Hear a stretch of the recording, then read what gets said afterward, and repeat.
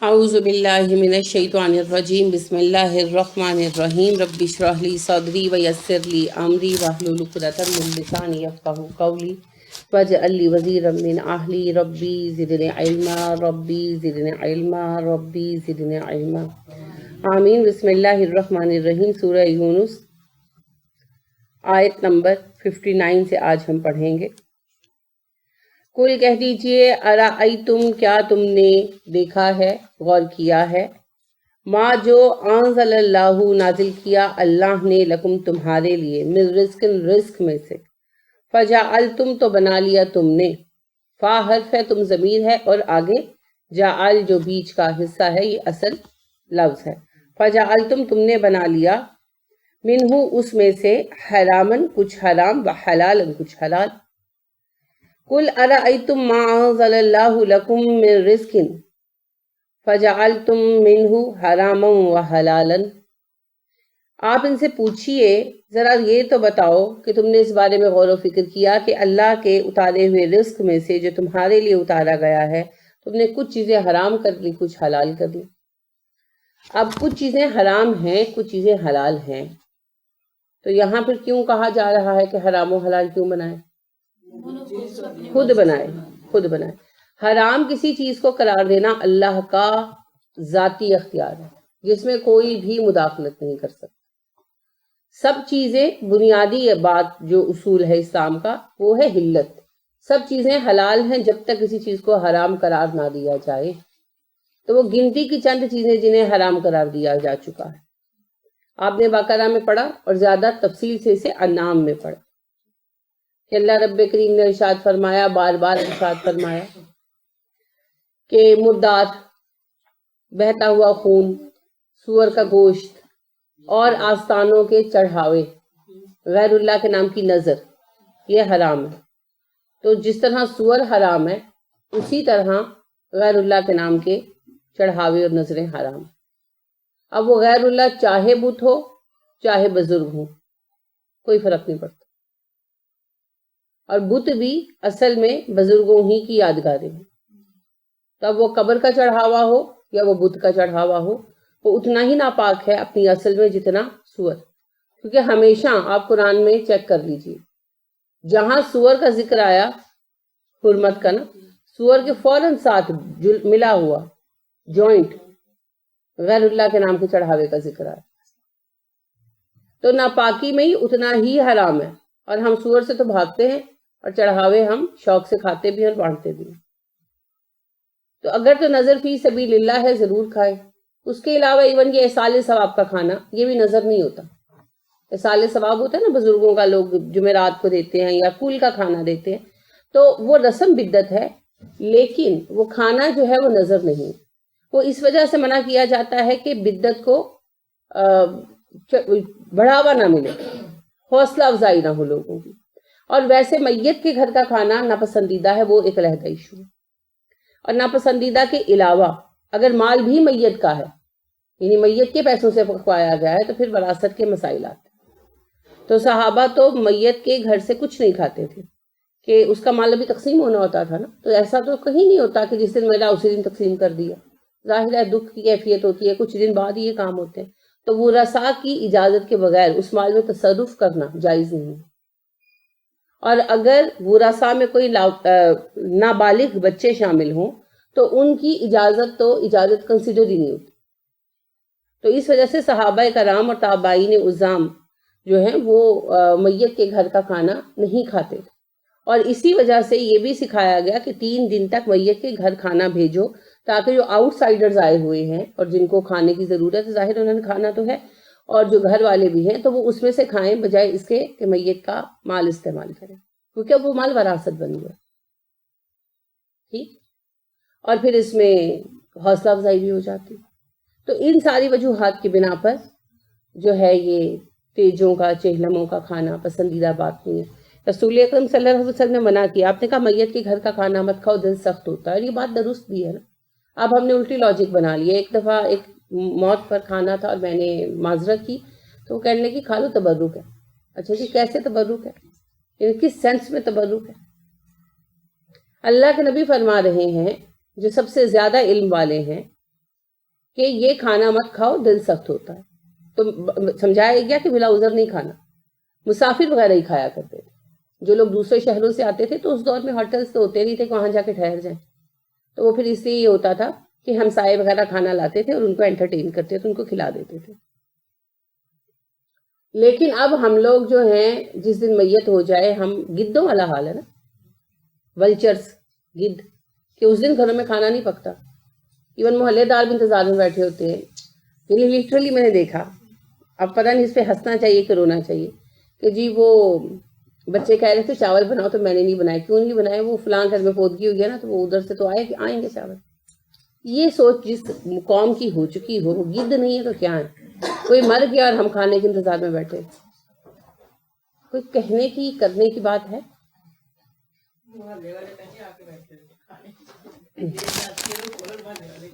بالکل صحیح کہا آپ نے.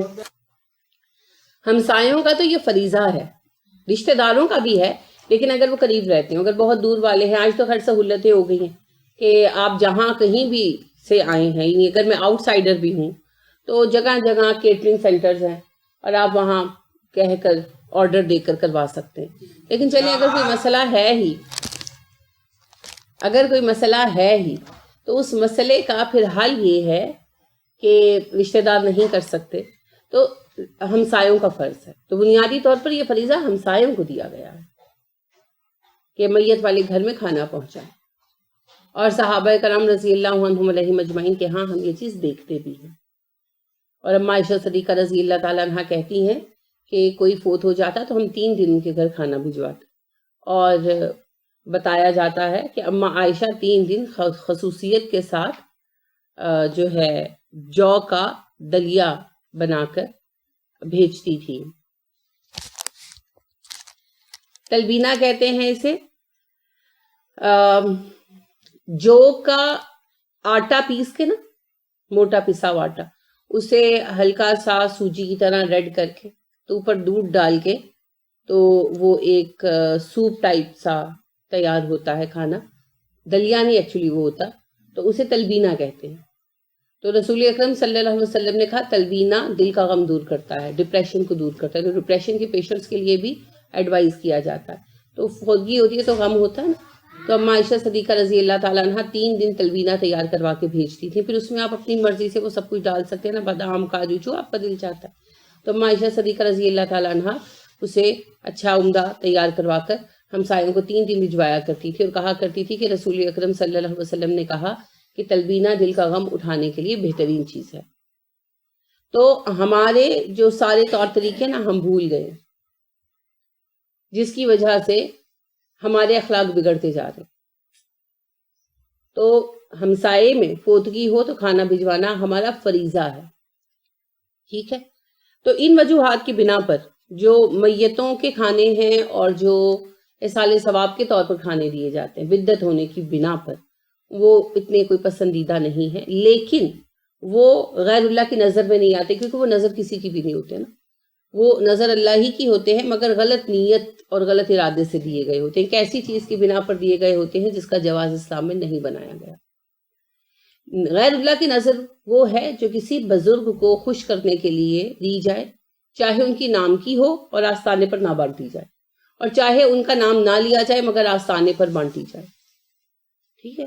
تو آستانوں پر بانٹا جانے والا کھانا غیر اللہ کے نام کی نظر. اب اگر کسی کا ارادہ نہیں ہے تو غیر اللہ کے نام کی نظر نہیں ہوگی، مگر اب ہم دلوں میں گھس کر تو نہیں بیٹھے. تو یہ سوچ کے جی ہم نے اللہ کے نام کی نظر مانی تھی کہ فلاں کام ہو گیا تو دیکھ بانٹیں گے، تو اب جا کے داتا صاحب بانٹ آتے ہیں. تو آپ نے کام مشکوک کر دیا. ہمیں کیا پتا. دیکھیں اگر آپ مندر کے سامنے سے گزرتے ہیں اور وہاں کھانے بٹ رہے ہیں تو آپ کس طرح پتہ لگائیں گے بھئی کون سا کھانا مسلمان بانٹ رہا ہے اور کون سا ہندو بانٹ رہا ہے، اور کون سا بدھ کے نام کا چڑھاوا ہے، کون سا اللہ کے نام کی نظر ہے؟ کوئی طریقہ نہیں ہے نا جاننے کا. بالکل اسی طریقے سے اگر درگاہ پر کھانا بٹ رہا ہے تو ہمیں کیا پتا. تو کھانے کو مشکوک کر دیا تو ذمہ داری بانٹنے والے کی. لہٰذا جو کچھ مزاروں پر بٹے گا وہ سب کا سب کیا ہے؟ غیر اللہ کے نام کی نظر، چڑھاوا، اور یہ حرام ہے. اور دوسری شکل یہ ہوتی ہے چڑھاوے کی کہ گھر میں بانٹا جاتا ہے مگر وہ کسی شخصیت کے نام کا ہوتا ہے، جیسے 11ویں کی نیاز.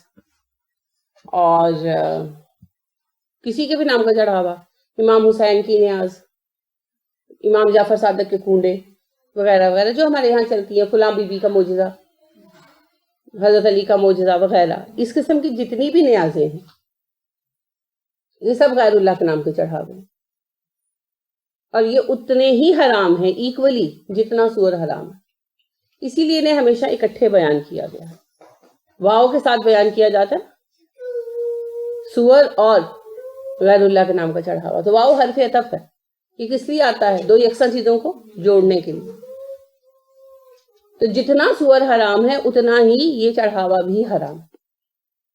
تو اب آپ سوچیں کہ اگر آپ جانتے بوجھتے سور کھائیں تو کیا ہے؟ گناہ کبیرہ ہے نا، تو جانتے بوجھتے ہوئے یہ کھانا بھی گناہ کبیرہ ہے۔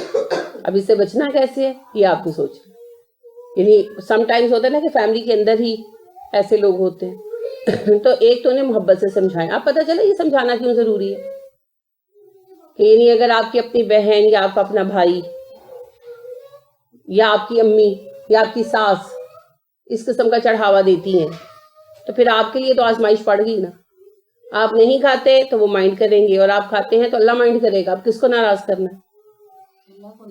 اللہ کو نہیں کرنا، اور رشتہ داروں کو بھی نہیں کرنا۔ کوشش تو یہی ہے نا، اگر فائنلی وہ نہ ہی مانتے حق پر پھر مجبوری ہے، پھر حق کو چنیں گے، لیکن ابتدائی کوشش دل سے یہی ہے کہ ان کو بھی ناراض نہیں کرنا، تو پھر کیا کریں؟ حکم پہنچانے کے سوا کوئی راستہ نہیں، حکمت کے ساتھ محبت کے ساتھ انہیں حکم پہنچائیں، اور عین اس وقت پر نہ پہنچائیں، ویسے انہیں بتائیں کہ دیکھو یہ بات ہے، غور کرو، اگر تمہارا ذہن تسلیم کرے پھر اس پر بحث کریں گے، سوچیں گے، اور لوگوں سے پوچھیں گے، کیا پتہ مان جائے، اور اکثر لوگ مان بھی جاتے ہیں جب قرآن کی آیت سامنے ہوتی ہے، کب تک انکار کریں گے؟ جس قرآن کے حکم سے اور جس آیت سے سور حرام ہو رہا ہے، اسی حکم اور اسی آیت سے غیر اللہ کے نام کا چڑھاوا حرام ہو رہا ہے، ایک کو حرام ایک کو حلال کیسے قرار دے سکتے ہیں؟ بس ماننے کی بات ایک ہوتی ہے کہ غیر اللہ میں ہر وہ شخص شامل ہے جس کے نام کا چڑھاوا دیا گیا اللہ کے سوا، خواہ وہ مسلمان نیک ولی ہو یا وہ ہندوؤں کا سنت ہو، بات ایک ہی۔ یہ بات ماننے میں سمجھنے میں تھوڑا سا ٹائم لگتا ہے، لیکن فائنلی میرا یہ آبزرویشن ہے کہ لوگ سمجھ جاتے ہیں۔ کوئی ہٹ دھرم ہو تو لہدہ بات ہے، وہ تعصب کے جی ہمارے باپ دادا کرتے رہے ہیں، لیکن ایسے بہت کم لوگ ہوتے ہیں، زیادہ تر لوگ مان جاتے ہیں، اور اسی وجہ سے جو لوگ سمجھ جاتے ہیں نا وہ تھوڑی سی سختی کرتے ہیں، کہ جیسے کسی کے گھر سے نیاز آئے 11ویں 11ویں کی تو وہ پھر کہتے ہیں ہمیں نہیں چاہیے، لے جاؤ، کہتے ہیں نا، تو لوگ کہتے ہیں بھئی یہ شدت پسندی درست نہیں، وہ شدت پسندی اسی سبب سے ہے۔ اگر آپ کے گھر کوئی سور کا گوشت بھیجے تو آپ رکھیں گے؟ آپ کہیں گے نا بھئی ہم نہیں کھاتے، فرض کریں آپ کا کوئی ہندو ہمسایا ہے یا آپ کا کوئی کرسچن ہمسایا ہے، وہ آپ کو پورک کا وہ بھیجتا ہے برگر، تو آپ کہیں گے نا بھئی میں نہیں کھاتی، جھگڑیں گے تو نہیں، لیکن آپ انہیں نرمی سے بتائیں گے ہم نہیں کھاتے۔ میں اس کے آپ کو ایک ایگزامپل بھی پیش کرتی ہوں، میرا بیٹا چائنا میں پڑھتا تھا اور اس کے کچھ یہ فرینڈز مل کے رہتے تھے، تو انہوں نے ہوٹل میں نہیں میس میں، یونیورسٹی کے میس میں آرڈر کیا اپنے لیے کھانا، برگرز آرڈر کیے، تو انہوں نے پورک والے برگر بھیج دیے، تو انہوں نے میرے بیٹے کی عادت ہے کہ کھانے سے پہلے نا کھول کھول کر جائزے لیتا ہے، تو وہ اس نے برگر وغیرہ کھولا دیکھا تو اس نے کہا کہ نہیں یہ تو چکن نہیں ہے، تو وہ پھر انہوں نے پوچھا تو انہوں نے بتایا کہ ہاں جی پورک برگرز ہیں، تو انہوں نے پھر ناراضگی ظاہر کی کہ ہم نے آپ کو چکن برگر کہے تھے حلال، تو آپ نے ہمیں یہ پورک برگر بھیجے ہیں، ہم مسلمان ہیں وغیرہ۔ تو خیر وہ بائی چانس ہوا تھا، مسٹیک تھی، تو وہ پھر جو میس کا چلانے والا تھا جس کے پاس ٹھیکا تھا وہ پھر ان کے لیے بوتلوں کا کریٹ لے کر معذرت کرنے کے لیے آیا کہ بھائی مسٹیک ہو گیا، آپ لوگ مائنڈ نہ کرنا وغیرہ۔ تو کہنے کا مطلب یہ ہے کہ اگر آپ کے پاس ایسی چیز آتی ہے تو کیا کرتے ہیں؟ آپ اگلے کو واپس کر دیتے ہیں نا۔ آپ کسی کی پارٹی میں گئے ہیں، ایون آپ باہر رہتے ہیں اور آپ کا کوئی دوست ہے غیر مسلم، وہ آپ کو اپنی پارٹی پہ انوائٹ کرتا ہے، تو وہ آپ کو پیش کرتا ہے کہ بھئی یہ برگر بھی کھاؤ، تو آپ اس کو بتائیں گے کہ بھئی میں پورک نہیں کھاتا، ہے نا۔ آپ یہ تو نہیں کہیں گے کہ اب یہ کہہ رہا ہے تو میں تھوڑا سا کھا لوں، میں اس کی پارٹی پہ آیا ہوں، اس کا دل دکھے، نہیں، آپ بتائیں گے کہ بھئی میں نہیں کھاتا۔ وہ آپ کو شراب آفر کرے گا، آپ کہیں گے اچھا میں پارٹی پر آ کے میں شراب نہیں پیتا، رائٹ۔ تو اسی طریقے سے آپ کا کتنا بھی کوئی پیارا ہے، اگر وہ آپ کو آفر کر رہا ہے چڑھاوا، تو پھر آپ کے پاس راستہ کوئی نہیں ہے سوائے یہ واضح کرنے کے کہ میں نہیں کھاتا۔ کیوں؟ کہ اللہ نے منع کر دیا۔ تو حرام و حلال میں پہلی بات یاد رکھیں، اللہ نے حرام اور حلال بنائے. ہم کسی حرام کو حلال نہیں کر سکتے اور ہم کسی حلال کو حرام نہیں کر سکتے. دوسری بات ہے کہ اللہ کے حرام کردہ کے لیے ہم کوئی جواز پیدا نہیں کر سکتے. ٹھیک ہے. اب یہ چیزیں حلال ہیں اور حرام ہیں. اب حلال کیا ہے؟ سب کچھ حلال ہے. حرام کیا ہے وہ گنوا دیا گیا، کیونکہ حلال کی تو فہرست اتنی لمبی ہے. کیا کچھ حلال ہے؟ سبھی کچھ حلال ہے. حرام گنتی کی چیز ہے، اس لیے حرام گنوا دی گئی. اصول یہی ہوتا ہے نا. آپ دیکھیے، آپ ہمیشہ وہ چیز گنتے ہیں جو مقدار میں کم ہوتی ہے، تعداد میں کم ہوتی ہے. اس سے آپ کو گنتی میں آسانی ہو جاتی ہے اور آپ کو پتہ چل جاتا ہے کہ ہمارے پاس دوسری چیز کتنی ہے. بالکل اسی طرح حلال تو ساری دنیا ہے، دنیا کی ہر چیز حلال ہے. اس میں سے گنتی کی چند چیزیں حرام کر دی گئی، تو اسی لیے حرام کو گنوا دیا گیا. اور چونکہ حرام کو گنوایا جا چکا ہے، اور جیسا کہ میں نے عرض کیا، سب سے بہترین اور جامع تذکرہ جو ہم نے پایا وہ کس میں پایا؟ انعام میں پایا. تو اس کی وجہ سے اب یہاں اس کو ریپیٹ نہیں کیا گیا. یہاں حلال و حرام کی گنتی ریپیٹ نہیں کی گئی، یہاں حلال و حرام میں تبدیلی کی بات کو زیر بحث لایا گیا. کل کہہ دیجئے اللہ کے لیے ہے یہ اختیار، اذینا اجازت دی تھی، لکم تم کو، کل اللہ اذینا لکم، کہو کیا اللہ نے تمہیں اس کی اجازت دے رکھی ہے کہ تم حلال و حرام بناؤ؟ ام یا اللہ اللہ پر تفترون، تم جھوٹ بنا رہے ہو. کیا تمہیں اللہ نے اس بات کی اجازت دے رکھی ہے کہ تم چیزوں کو حلال اور حرام قرار دو، یا تم اللہ پر جھوٹ گڑھ رہے ہو؟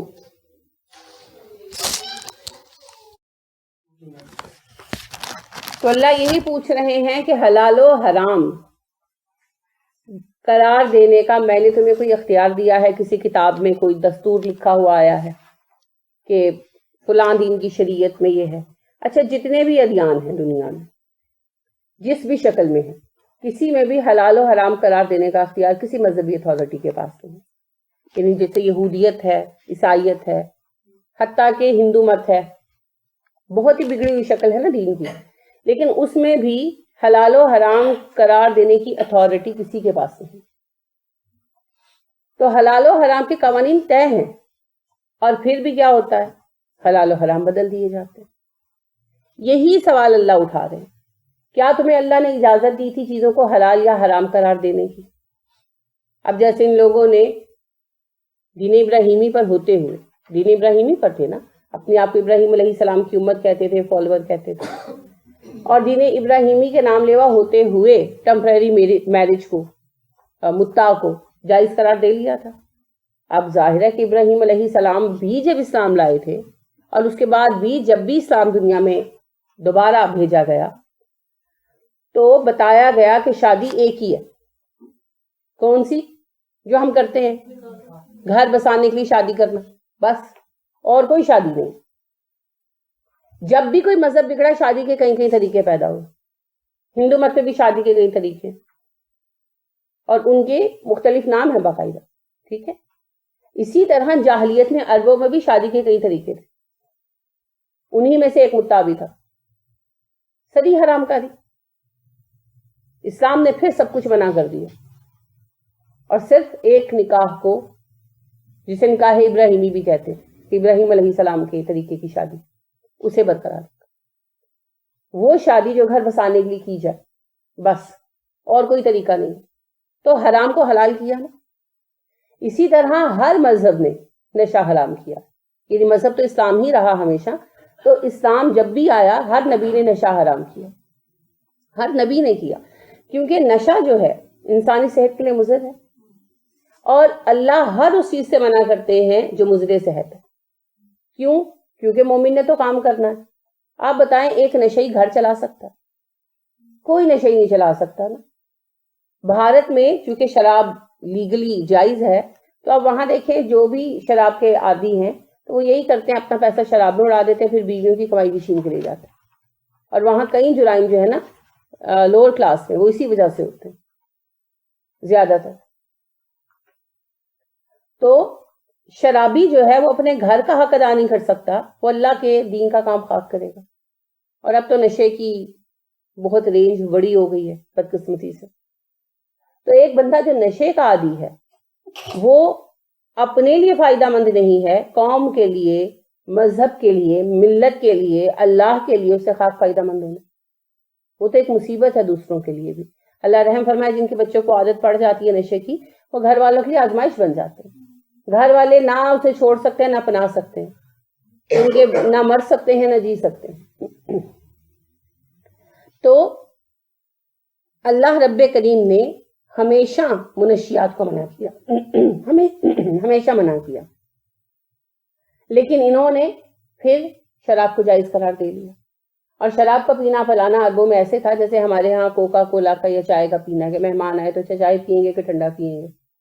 بس اسی طرح شراب پی جاتی تھی، پلائی جاتی تھی، ہر گھر میں سٹور کی جاتی تھی، بنائی جاتی تھی، رکھی جاتی تھی. تو حرام کو حلال کیا. پھر بالکل اسی طرح کئی حلال تھے جو انہوں نے حرام کر رکھے تھے. بہت ساری چیزیں تھیں، طرح طرح کے رسم و رواج کے نام پر بھی چیزوں کو حلال کرنا، حرام کرنا، یہ بھی حلت و حرمت کے قوانین کا مذاق اڑانا. تو حج کے لیے انہوں نے بہت کچھ اپنی ذاتی پسند و ناپسند کے بنا پر قوانین تراش لیے تھے. اس کے علاوہ جو ہے یہ کھانے پینے میں بھی اپنی ہی انہوں نے باتیں بنائی ہوئی تھیں. آپ نے پڑھا بھی ہے، حام، صائبہ وغیرہ. فلاں جانور نہیں کھانا، جو اونٹنی 10 نر بچے جن دے تو اس کو نہیں کھانا، اس کو چھوڑ دینا ہے. پھر اس کے علاوہ یہ دیوتاؤں کے نام پر آزاد کر دیتے تھے جانور، ان کو نہیں کھانا. تو اس طرح کی بہت ساری باتیں بنا رکھی تھی ان لوگوں نے، جن کی کوئی حقیقت نہیں تھی، کوئی اصل نہیں تھی. تو آپ نے پتہ ہے پڑھا ہے نا کہ صائبہ ایسی اونٹنی کو کہا جاتا تھا کہ جو 10 نر بچے جنتی تھی، تو پھر اس کا جو اگلا بچہ ہوتا تھا، اگر وہ جو بھی بچہ ہوتا تھا، نر ہوتا تھا یا جو بھی ہوتا تھا، تو اسے یہ لوگ کھاتے تھے کہ یعنی اس کو بڑا برکت والا یا طاقتور جو بھی مانتے تھے، جو بھی ان کا ذہن تھا. تو اگر وہ زندہ پیدا ہوتا تھا تو صرف مرد کھا سکتے تھے، عورتیں نہیں کھا سکتی. پھر اگر وہ مردہ پیدا ہوتا تھا پھر عورتیں بھی کھا سکتی تھی. عجیب سی لاجک تھی نا، یعنی سمجھ نہ آنے والی باتیں. بس اسی طرح کی بات ہے جیسے بی بی آس کی نیاز دلاؤ تو مرد نہیں کھا سکتے، مردوں کا سایہ بھی نہیں پڑنا چاہیے، ہے نا. اور وہ جو 10 بیویوں کا معجزہ ہے تو وہ اس کے لڈو جو ہے وہ مرد نہیں کھا سکتے، صرف عورتوں کو کھانے چاہیے. پتہ نہیں وہ مردانگی پہ کوئی کمی آتی ہوگی کھا کر، اللہ عالم. بیکار کی باتیں ہیں نا، بیکار کی باتیں جن کی نہ کوئی اصل ہے، نہ سر ہے، نہ پیر ہے. تو یہی اللہ نے پوچھا کہ تم نے یہ جو حلال و حرام کے دستور بنائے ہیں، قوانین بنائے ہیں، کیا اللہ نے تمہیں ان کے لیے کوئی اجازت دی ہے یا پھر تم لوگوں نے اپنی طرف سے باتیں گھڑی ہیں؟ اب ہمارے ہاں بھی یہ سب کچھ ہوتا ہے. کیسے؟ ایک تو یہی جو میں نے بھی مثال پیش کی. پھر اس کے علاوہ پیر صاحب کے منع کرنے سے جی فلاں رنگ نہیں پہننا، فلاں کھانا نہیں کھانا، بڑا گوشت ہمارے گھر نہیں پکتا، ہمارے گھر ماش کی دال نہیں پکتی تھی، ہم نہیں کھاتے. اور اس طرح کی بے شمار باتیں ہم نے بنا رکھی. بالکل زیادہ تر کالا رنگ نارملی منع کیا جاتا ہے، لیکن کئی لوگوں نے بنا رکھے ہیں ڈکوستے. کوئی سفید رنگ نہیں پہنتا تو کوئی کالا رنگ نہیں پہنتا تو کوئی نیلا رنگ نہیں پہنتا، اس لیے کہ جی ہمیں منع کیا گیا ہے. کوئی حلت و حرمت نہیں ہے، صرف ایک ریزن ہے جس کی بنا پر ہم کوئی چیز چھوڑ سکتے ہیں، اور وہ ہے میڈیکل ریزن. ڈاکٹر کہے کہ یہ تمہاری صحت کے لیے اچھا نہیں، بس اس کے سوا کوئی چیز نہیں ہے. اور کسی کے کہنے پر ہم کوئی کھانے پینے کی چیز ترک نہیں کر سکتے. ہاں پسند و ناپسند کی بنا پر ہوتا ہے، کسی کو کوئی چیز پسند نہیں ہے تو اٹس اوکے، وہ کوئی حرج نہیں. اور پھر اللہ نے کہا ام علی اللہ تفترون، کیا تم اللہ پر جھوٹ گڑتے ہو؟ یعنی جب تم یہ کہتے ہو کہ یہ چیز حلال ہے حرام ہوتے ہوئے، یا تم کہتے ہو یہ چیز حرام ہے بغیر دلیل کے، تو تم اللہ پر جھوٹ باندھتے ہو، کیونکہ حلال و حرام تو اللہ کا شعبہ ہے نا. تو جب ہم یہ کسی چیز کے بارے میں کہتے ہیں کہ یہ حلال ہے یا حرام ہے تو ہم گویا اللہ کا اصول بیان کرتے ہیں، قانون بیان کرتے ہیں. تو وہ قانون اللہ نے نہیں بنایا تو الزام کس پہ لگا؟ اللہ پہ نا.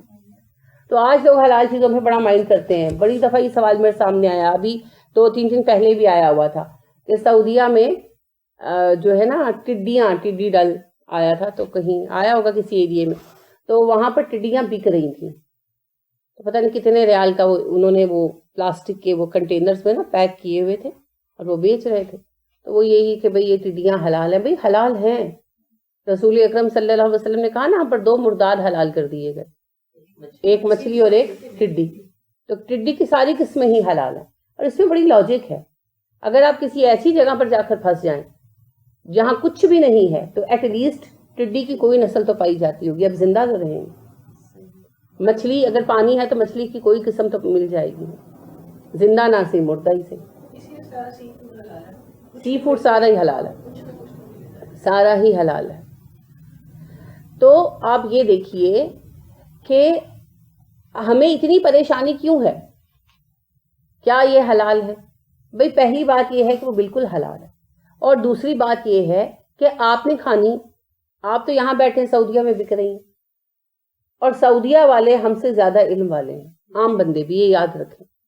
दीन के अहकामात उन्होंने ज्यादा सीखे, लेकिन हम कोई ना कोई वो तलाश करते हैं। जैसे गो का बड़ा इशू बना, यानी मेरे मुशाहिदे की बात है, तो वो एक वीडियो आई नेट पर, वो गो का शिकार कर रहे थे। गो बहुत तेज रफ्तार होती है ना, तो उसका शिकार कर रहे थे। तो वो कि जी चूहे खाने ने, चूहे खाने ने। तो मैंने आइडिया गेस किया, मैंने कहा कि गालिबन इन्होंने गो खाते देखा होगा। तो मैंने कहा कि नहीं वो ना गो होगी। तो वो फिर कहने लगे नहीं नहीं वो सहराई चूहा था। तो बहरहाल वो जब वीडियो दिखाई तो वो गो ही थी। फिर खैर उन्होंने सर्च भी की अपनी तसल्ली के लिए नेट पर कि क्या जानवर है, फिर पता चला जी गो है, और गो हलाल है। अब्दुल्ला बिन अब्बास रजी अल्लाह अन्हु खुद कहते हैं कि मैं रसूल अकरम सल्लल्लाहु अलैहि वसल्लम के साथ दस्तरखान पर था, मेरे हमरा इब्ने उमर भी थे।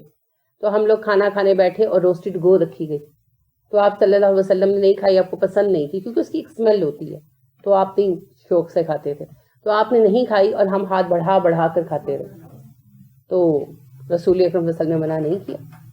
तो ये तो हो नहीं सकता कि हराम खाया जा रहा और आप, बल्कि दस्तरखान पर रखा ही नहीं जा सकता था अगर वो हराम होता तो गो भी हलाल जानवर। अब कई ऐसी चीजें जो हलाल हैं वो हमारे टेस्ट के मुताबिक नहीं है, हमें पसंद नहीं आती, तो उन्हें नापसंद करना तो हमारा हक है, हम नहीं खाते, लेकिन उनकी हिल्लत पर शुबा जाहिर करना हमारा हक नहीं। जैसे टिड्डी हलाल है कहें तो लोग बड़ा माइंड करते हैं, भाई हलाल है तो हलाल है, अब क्या करें, अल्लाह ने हलाल की है। और मैंने कहा ना इसमें बहुत सारी जो है ना मसलहतें हैं। हम लाहौर में बैठकर नाक चढ़ा सकते हैं, लेकिन वो लोग जो बैठे हैं कहत ज़दा इलाकों में और बंजर बयाबान इलाकों में, उनके लिए तो टिड्डी बहुत बड़ी नेमत है। लिहाजा हमें नहीं पता कि अल्लाह के किन अहकामात में कौन कौन सी हिकमतें मौजूद है। अगर मुझे कोई चीज़ पसंद नहीं है, इट्स ओके, मैं ना खाऊं, मजबूरी नहीं है, लेकिन उसकी हिल्लत पर शुबा जाहिर करने का हमें हक नहीं। बिल्कुल इसी तरह किसी साहब के कहने से कोई चीज़ हलाल जो है वो हराम नहीं होती। दो बातें हैं, पहली हराम को हलाल नहीं करना, दूसरा हलाल को हराम नहीं करना, और तीसरा जब किसी चीज़ की हिल्लत साबित हो जाती है वो हलाल है, ये सबूत से साबित हो जाता है, कुरान और हदीस से साबित हो जाता है, तो फिर उसकी हिल्लत पर शुबा नहीं रखना चाहिए अपनी नापसंदीदगी की बिना पर। इसकी मिसाल भी हम सीरत में देखते हैं। नबी करीम सल्लल्लाहु अलैहि वसल्लम कुछ चीजें नहीं खाते थे, जैसे गोह नहीं खाते थे, और कलेजी नहीं खाते थे, गुर्दे नहीं खाते थे, इसी तरह ओजड़ी नहीं खाते थे, यानी जैसे साफ साफ बोटियां खाते थे, नहीं थी आपको चीजें पसंद। और आप सल्लल्लाहु अलैहि वसल्लम प्याज भी नहीं खाते थे, लहसुन भी नहीं खाते थे, और लोग आपसे पूछते थे कि आप नहीं खाते, तो आप कहते थे कि ये चीजें हलाल हैं, मैं पसंद नहीं करता। यानी जैसे आप सल्लल्लाहु अलैहि वसल्लम ने कहा कि लोगों, दो चीजें हैं जो हलाल है मगर मुझे पसंद नहीं है, कलेजी और तिल्ली, कि ये मुझे पसंद नहीं है, हलाल है, ठीक है। इसी तरह आप सल्लल्लाहु अलैहि वसल्लम से लहसुन के बारे में तो एक से ज्यादा मर्तबा बात हुई, क्योंकि लहसुन अरबों में आम राइज था, और हमारी तरह ना ऊपर कच्चा कच्चा सा डाल लेते थे। हम जैसे तड़का लगाते हैं ना, तो उस जमाने में इतना ऑयल वगैरह तो नहीं दस्तयाब होता था, तो वो नीम कच्चा पक्का सा डाल लेते थे। तो रसूल अकरम सल्लल्लाहु अलैहि वसल्लम ऐसा खाना नहीं खाते थे, स्मेल की वजह से, सिर्फ स्मेल की वजह से, और कोई रीजन नहीं। इस पर डॉक्टर खालिद महमूद गजनवी जो हैं, उन्होंने तिब्बे नबवी पर काफ़ी काम किया है। मैं उनके काम की बहुत कदर करती हूँ, लेकिन मैं उनकी सराय से इख्तिलाफ रखती हूँ। वो कहते हैं लहसुन नहीं खाना चाहिए, प्याज नहीं खाना चाहिए, रसूल अकरम वसल्लम नहीं खाते थे, इसमें फ़ायदा नहीं है, ये बीमारियों का सबब बनेगा। मैं इस बात से इसलिए इतफाक़ नहीं करती کہ آپ صلی اللہ علیہ وسلم سے بارہا پوچھا گیا لہسن اور پیاز کے بارے میں، آپ نے کبھی یہ نہیں کہا کہ نقصان دہ ہے، آپ کہتے تھے اور مسلسل کہا، یعنی بہت ساری احادیث ہے کہ آپ نے کہا کہ اس کی اسمیل کی وجہ سے نہیں کھاتا. یہ بھی کہا کہ میں جن لوگوں سے سرگوشی کرتا ہوں تم ان سے سرگوشی نہیں کرتا، یعنی جبرائیل علیہ السلام آتے ہیں، فرشتے آتے ہیں، میں ان سے بات کرتا ہوں تو میں اس لیے نہیں کھاتا. تو آپ نے کہا تم لوگ کھاؤ، میں جن سے بات کرتا ہوں تم ان سے بات نہیں کرتے. اور آپ صلی اللہ علیہ وسلم نے یہی بات ریپیٹڈلی کہی، کبھی بھی آپ نے یہ نہیں کہا کہ اس میں صحت کا نقصان ہے میں اس لیے نہیں کھاتا. اور ویسے بھی رسول اکرم صلی اللہ علیہ وسلم سے یہ بات بعید ہے کہ صحت کا نقصان ہو اور آپ اپنی جان کی فکر کریں اور ہمیں نہ بتائیں، یعنی یہ نہیں ہو سکتا نا. اور اگر صحت کے لیے مضر ہوتا تو پھر حرام کر دیا جاتا، سمپل. اور یہ تو قدیم زمانے سے ہربل میڈیسن ہے. لہسن جو ہے نا یہ زخموں کے لیے بھی آپ کو پتا ہے بڑی اچھی میڈیسن ہے. اب تو ظاہر ہے ہم استعمال نہیں کرتے کیونکہ دوائیاں بڑی اچھی آ گئی ہیں. تو آپ کے پاس کوئی دوائی نہ ہو اور آپ کا کوئی ہاتھ جل جائے یا کٹ جائے اور آپ کو کچھ نہیں مل رہا، تو لہسن کو پیس کر تو آپ اس کو اوپر لگا کر تو کپڑا لپیٹ لیں تو آپ دیکھیں پراپر اینٹی بایوٹک. ہاں یہ ہے کہ وہ جلن پیدا کرتا ہے وقتی طور پر، لیکن پراپر اینٹی بایوٹک. لیکن مسئلہ یہ ہے کہ اب ہمارے پاس اتنی اچھی میڈیسنز آ گئی کہ ان چیزوں کی ضرورت نہیں پڑتی. لیکن قدیم زمانے میں یہ ہر طرح کی چیزوں کے لیے استعمال ہوتا تھا. اور آج بھی جو انٹرنل فنگس وغیرہ ہے اس میں دو چیزیں بہت ہی اچھی جو ہے مانی جاتی ہیں، ایک لہسن اور ایک ہلدی. اور اس میں ایک اور بات یاد رکھیں کہ داد کا گھریلو علاج قدیم زمانے سے لہسن اور اس کا پانی رہا. داد وہ گول گول نشان بن جاتے ہیں نا، خارش ہوتی ہے اور گول گول ہی بنتے ہیں وہ ہمیشہ ریڈ سے، تو ان پہ بہت خارش اور تکلیف ہوتی ہے. تو ان کا گھریلو جو حکیمی علاج ہے وہ ہمیشہ سے ادرک کا پانی رہا ہے کہ ادرک پیس کر اس کا پانی لگائیں. سوری لہسن کا، ادرک کا نہیں لہسن کا، لہسن پیس کر اس کا پانی لگائیں تو اس سے داد جو ہے نا وہ ٹھیک ہو جاتا. بار بار لگاتے ہیں، دن میں 3 سے 4 مرتبہ لگانے کی ایڈوائز کی جاتی ہے.